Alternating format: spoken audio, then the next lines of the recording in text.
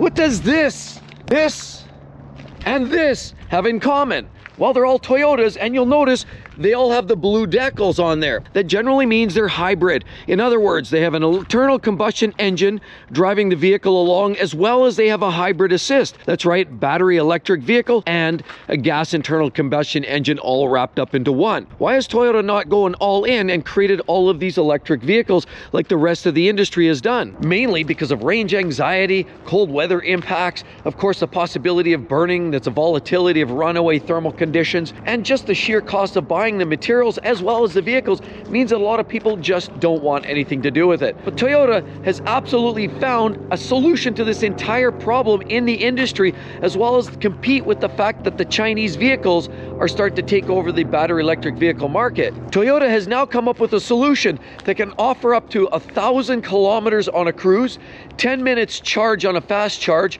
and the likeliness of burning is absolutely almost eliminated entirely. How do they do that? Well, let's talk about it. Let's get into it now. Life's too short to drive boring cars. Toyota has openly admitted that they're not going all in with their electric vehicles. That's why either they stick with their internal combustion vehicles. Right here we have a little RAV4, and you can basically tell by that, just by looking, you have the non-blue decal right there. This here is a RAV4 standard internal combustion vehicle. But as far as they would go, they've conventionally gone with hybrid. They've almost virtually perfected the hybrid drivetrain. So here we have a Sienna minivan. Of course, this is a hybrid drive. They have put a small 2.5 liter 4-cylinder engine with the hybrid assist. It gives it enough performance to be punchy, performs well, and of course is relatively cost effective. It also doesn't have range anxiety issues. It doesn't have the big batteries that you need. It's a much smaller battery, so it's more cost effective. And certainly there's no worry about having to be tethered up to the nearest pole with a battery charger on it, because the vehicle more or less charges itself, other than the odd Toyota product that has a plug-in hybrid. But in most cases, you're still not tied to a pole. Toyota has always been a manufacturer that believes don't fix what's not broken. And with their eCVT coupled up as well to some of their hybrid drivetrains, in this case we're talking torque converter, many of their vehicles either have a torque converter auto. In most cases, when they couple up to a hybrid drive, they're doing it with the eCVT, which is conventionally much more reliable than some of the belts and pulleys that you're going to find in problem areas like Jatco transmissions. Nissans and even Hondas haven't yet perfected the reliability factor with CVT transmissions, and yet Toyota has. So they've got great CVTs, they've also got great hybrid drives, and their collective total and sum of those parts means that Toyota creates a very reliable vehicle. So why would they want to change? Well, the fact is Toyota and Lexus really are in no real rush to change. They've got a product that is actually compliant with emissions, low emissions, and of course as we transition into zero emissions and the mandates by 2030 and 35 in the globe, there's clearly a push, but it's still several years away. We know that in the Chinese market, they're pushing hard. BYD, for example, are offering cost-effective, reliable, and fun-to-drive vehicles at a fraction of the cost of what if some of the conventional North American vehicles are doing. Ford, for example, they cannot be competitive currently in the state. And a lot of it has to do with the cost of battery manufacturing. And this little guy right here doesn't believe battery electric vehicles are necessarily the short-term solution for a lot of driving motorists. And a lot of it really comes down to the fact that the modern lithium-ion batteries just don't clearly have the capacity. We're talking about batteries that have a liquid electrolyte, of course, between the plates, and those are what causes some of these thermal conditions. But what if they created a solid-state battery that had metal product in between, metal material? Well, first of all, it's a more dense material, so it's likely to provide a much longer charge and range, and as well, because it's metal, there's less likely of volatility.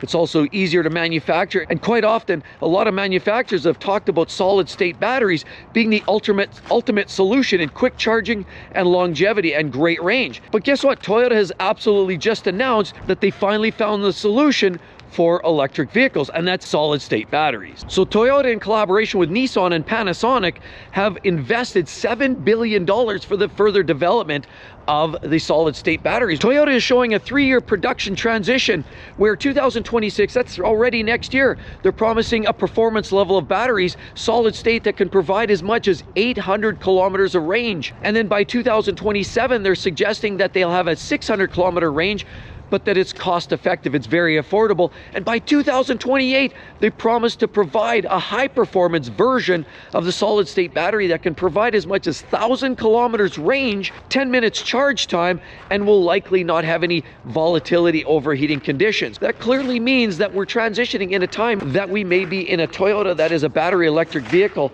and in fact it may be one in which is ultra reliable, more cost effective, and certainly one that answers all of your range concerns. Well, a lot of manufacturers are realizing now that it's not as easy to do in practical terms as it is on paper.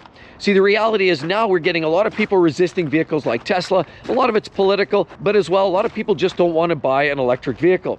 Some of it's because of the rumble, the lack of the fun factor, the cost up front, the cost after, and certainly those are other considerations. The fact remains is there are a lot of people that would not buy an electric vehicle strictly because it doesn't satisfy the range. They're worried about it burning in their garage, and it just doesn't seem practical. Here's a question for you.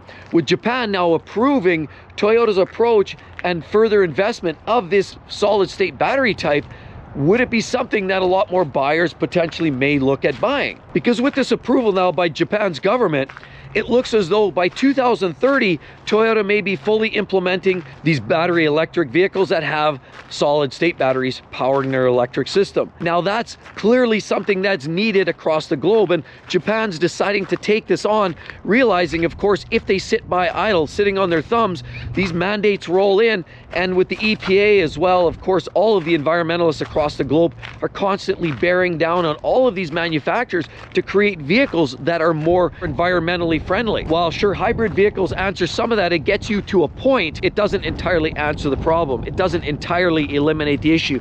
It doesn't entirely remove all of the emissions that go into the air. But ultimately, going pure EV apparently is the solution. I mean, we ultimately say, I think most people that love their cars and love to enjoy driving ultimately say, look, choice is the ultimate game. And maybe we'll get to the point. Maybe governments will start to wake up and realize, you know what, maybe just a nice blend and a hybrid approach to, providing all types of technology and mixed energy sources may in fact be the best way approach to try to get to close to zero emissions. Ultimately, that's the answer, because some people will drive electric vehicles.